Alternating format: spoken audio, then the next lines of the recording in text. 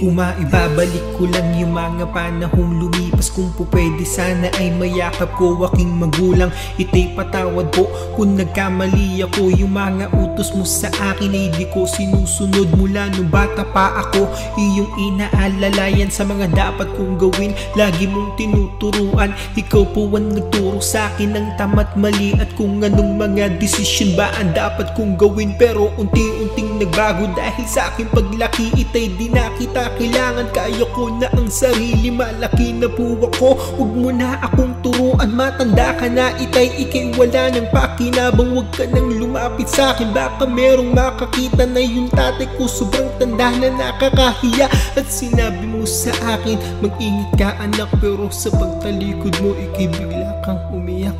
Itay di na ako bata pa na dapat kong turuan. Lumayo ka na sa akin, huwag mo na akong samahan. Malaki na ko at kaya ko na mag-isa. Matanda ka na itay, ikay masyado nang mahina. Itay hindi na po ako yung bata niyong anak na lagi niyong kinakarga kapag ako'y umiiyak. Hindi na rin ako yung bata pa na lagi ninyong yakap. Kaya ko na mag-isa, itay di na kita kailangan. Dumating pang mga araw na pasama sa barkada, natutong mag-inom, manigarilyo at magdroga. Umuuwing laseng, lagi pag-uwi sa bahay. Sa pangbisyo ko'y hinihingi ko pa sa aking magulang. Wala akong trabaho, di na rin ako nag-aral. Sa barkada at sa bisyo dun ko nilaan ng oras. Nagpalipas ng saya sa isang tropa kong babae. At sa amin ay paulit-ulit na may nangyayari, hanggang nabuntis ko nagbunga aking kasalanan. Hindi ako handa, parang gusto ko tong takasan. At bigla ko naalala nung makita ko yung bata. Naalala ko aking itay, bigla ko napaluha.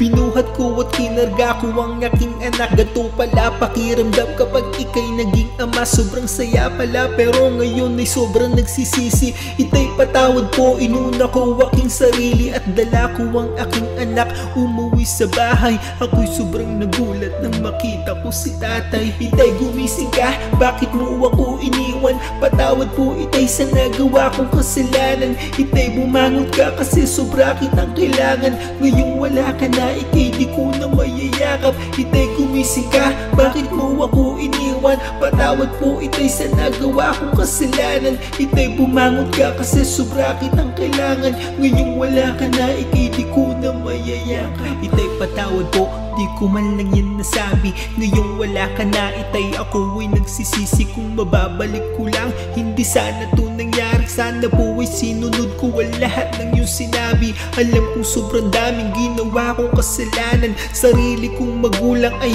hindi ko ginalang. Kinahiya ko at halos saking ipagtulakan. Huli na ang lahat para aking papagsisihan. Itay kung nasaan ka man, sana'y iyong malaman. Patawad sa lahat at itay sobrang salamat sa pagmamahal. Pagtitiis mo sa akin, pagsisikap kahit sa iyong pagtanda. Sa akin ay di ka nagkulang. Alam ko po ngayon ikay di na makakasama. Sa iyong pagkawala, madami po akong natutunan na dapat ay respetuhin at galangin ng magulang. Mahalin at talagaan hanggat sila'y nabubuhay. Itay patawad po sa lahat ng kasalanan. Alam kong huli na para aking po pagsisihan. Kung nasan ka man ngayon, ako po'y nagdarasal. Sana sa aking pagpikit itay mayakap po kita.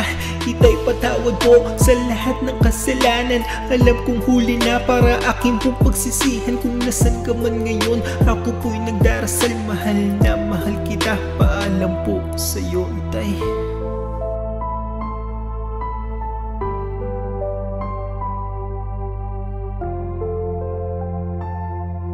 Di kumpleto araw natin kapag walang pagtatalo. Mula umaga almusal natin puro sigawan. Wala akong paki kahit ako'y iyong iwanan. Mga pagbubunga nga mo sa akin ay hindi pwede to.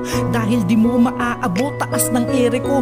Huwag ka nang sumabay kapag ako'y galit. Baka mamaya dun ako matulog sa aking kabit. Kung di dahil sa anak natin iniwan na kita, pasalamat ka dahil iniisip ko pa rin sila. Kung kaya wag mo akong paandaran ng kadramahan mo. Inasawa mo ako, di ko nakasalanan to. Ganyan kita ituring magmula nung maging tayo. Di ako nakikinig kahit sabihan mong magbago. Sarili ko lang ang iniisip ko, walang iba. Ang di ko alam, nasasaktan na pala kita.